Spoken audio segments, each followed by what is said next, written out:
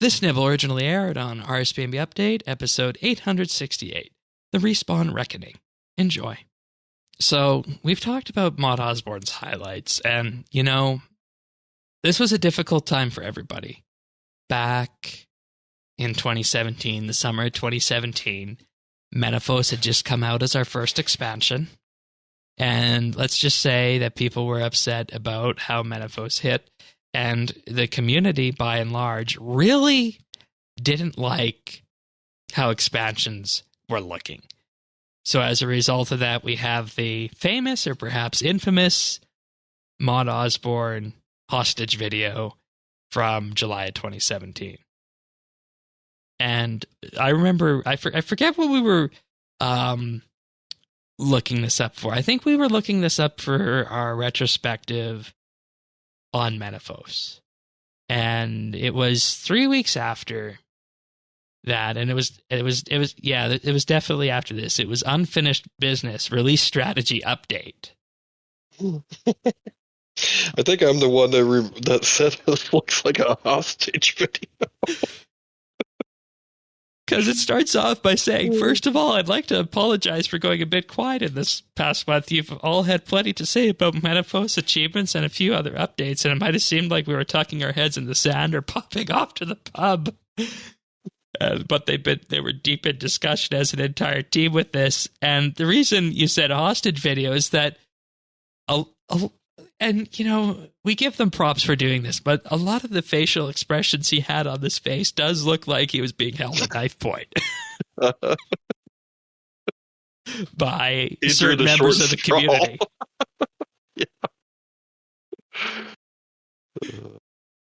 And we call it that, but honestly, following from that, as much as we would have liked to have seen expansions continue, I think Unfinished Business with some things like Invention Batch 2 set us off for what we had in 2018 with things like the Deep Sea Fishing Hub, the Clue Scroll rework, and the player-owned farm, of course, to know what kind of updates really resonate with people that don't need to fall in that expansion bandwagon. So as much as this hostage video was a bad point for Jagex, it was an important inflection point, I feel, for setting things up on the right direction prior to the Mod Warden era.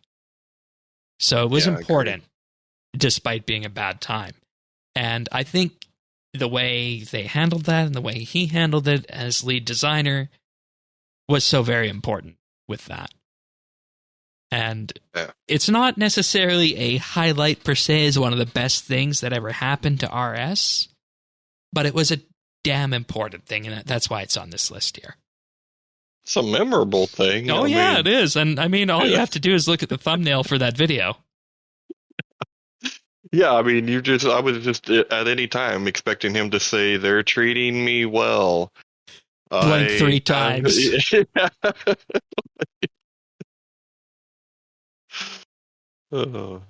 Joking aside, there was one joke that was initially intended to be a piece of content that was going to come out. It was something he wanted to do, but it never made its way into game, and that was bank bidders. Which is absolutely hilarious when you think about it. For anybody unaware, bank bidders was the idea that they were bringing around. It was shown at RuneFest 2016, later canceled in July 2017, that the idea behind this is that people would be able to bid on the banks of banned players. Yeah, this was one of those, you were up way too late one night watching Storage Wars and thought, yeah, that could work. And